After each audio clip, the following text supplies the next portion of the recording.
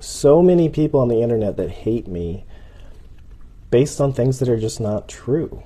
So, well, we're gonna give it. Those of you that are new here, we'll give a little background. My ex-wife and I were a very popular interracial couple on the internet, and a lot of people looked up to us as couple goals. But there's a lot of things going on behind the scenes that I've discussed in previous videos that ultimately made me have an emotional breakdown and publicly announced that I was going to leave her, because that was the only way I could truly ensure that I would leave and not come back. So for the next several months after that, she was actually actively trying to get back with me, and I'm going to prove that here. And I refused because I was done. And because she couldn't convince me to reconcile the marriage, she decided to take the route of, I'm going to destroy this man's life. Pretty much with the mentality of, I can't have him, nobody can, essentially. It wasn't too long after I first left her that she baked me a cake and tried to reconcile with me. And it was after several months of me refusing, she decided to start spreading lies on the internet. So I'm going to prove that today with evidence, not just my words. Okay? So those of you guys that don't know how divorce works here in America, at least here in California, I'm not sure how it is in other states, there needs to be a record-keeping system of your conversation so that there's proof that you sent a message, received the message, and the time, date stamp in which it was sent.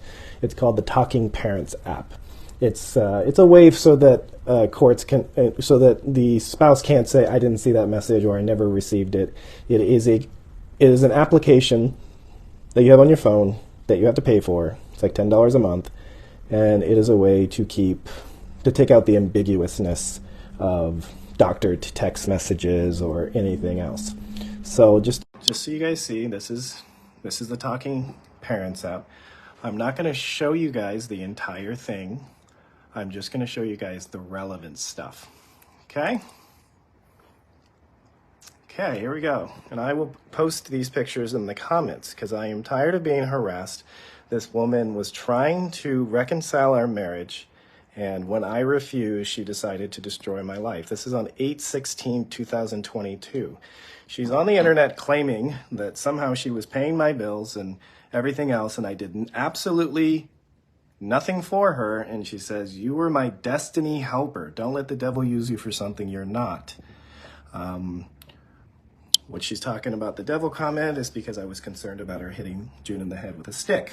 I blocked out the rest of the text to protect June's privacy on a certain issue. So there you have it, folks. You can see, those of you guys don't know, that's her real name. Her legal last name is still Dean. I would like her to change it, but that's her real name, Juka, not Korra. That is her stage name. Okay? So that's message one. That was on 8/16/2022. I believe this is shortly after this, or at the same time, she's on the internet claiming abuse, claiming I hit her, claiming I kicked her out into the street when she was she was homeless with 2 kids on the street. She started emotionally manipulating you guys for stars, for money, for views. And unfortunately, just none of that is true. I am not the monster that she has dictated me out to be. I think that she's probably still in love with me and she's trying to destroy my life so that no other woman would be interested in me. That's the only logical conclusion I could come to. But I was tired of the abuse. And truthfully being said, telling my story over the last week has been extremely emotionally exhausting, and it's made me relive the trauma. So it's been very emotionally taxing. I haven't been able to do as much work this week because talking about this stuff just makes me relive it. Okay, so that's the first one. Here's the second one. Many of you guys will remember this. I think this is when she went to Toronto. This is in 6/26/2022. You can see we're sending videos of our daughters. She's sending me cute videos of I don't know, I'm assuming this is like videos or something of the kids. But anyways, many of you guys will remember she went to Toronto, I believe. I think that was that one. Yesterday I had the performance of my life and was presented an award, all of which I had no footage of. Not something that would have happened when you were around. I miss you in my life. So tragic we ended like this. I wish you all the best. And look at my response. I'm proud of you. Tragic and I'm sorry. Let's co-parent in peace. Okay? So she's actively saying she's missing me as she is tarnishing my reputation on the internet so that you guys will emotionally support her, send her donations of money. And culturally speaking, anytime a woman cries out about abuse and domestic violence, unanimously women supporting women, well, she has been lying to you. She has been emotionally manipulating all you women to come support her. At the same exact time, she's trying to emotionally manipulate me to reconcile the marriage. So there's emotional manipulation on both sides of the fence. So why is she missing me after her performance? That's because I was always there for her. I was her cheerleader. I was there for her day in and day out, filming, editing, the works, buying expensive equipment so she had the best stuff to use, the works. So, I mean, it's sad, really. It's sad that it's so easy for women these days to come out and say whatever they want without proof, and in fact, they're being proved to the contrary, and they can make money. They can build public sympathy, public empathy, and play the pity poor me card. But you guys are seeing it here. You guys are seeing it. These are court documents where she is actively saying she misses me, wants me back. She said that in person, not in the text, so I'm crystal clear. And being remorseful that I left her. But to you guys on the internet, she's spewing a completely different story. So I was an absolutely fantastic husband. I was there for her day in and day out, both emotionally, financially, and anything she needed. She wanted to go get a job with Uber. And I was like, why would you get a minimum wage job? Hustle on your content. And eventually you will start to make money. She never started making a dime from social media until about 3 months before I left her. Which might have been the reason why I left her when I did, because she could finally support herself and she didn't need me.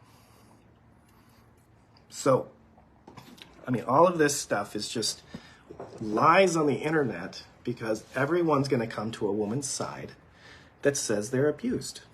But she's saying she's abused. I mean, that second text in 8, whatever it is, when she's calling me her destiny helper, this is the same time, roughly, that she's online trashing me and having her family trash me when they all know the truth.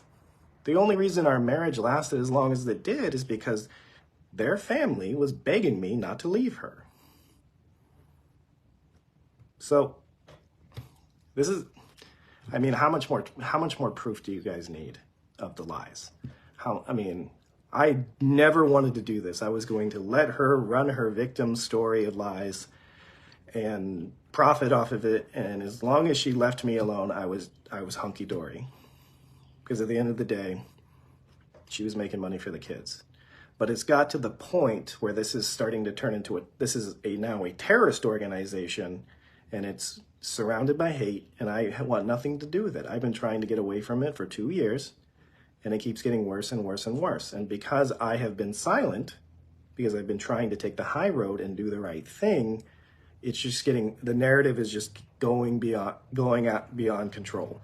And it's turning into something that it really doesn't need to be. But the more you talk trash about me, the more you lie on me, the more money you make. So, and that's just not for her, that's for the several bloggers under her. So, you guys can continue to trash me because you obviously will. Many of you are so warped in the mind that it doesn't matter what proof I show you. But anybody with a pulse most likely can spell, can see the writing on the wall. So, catch you later.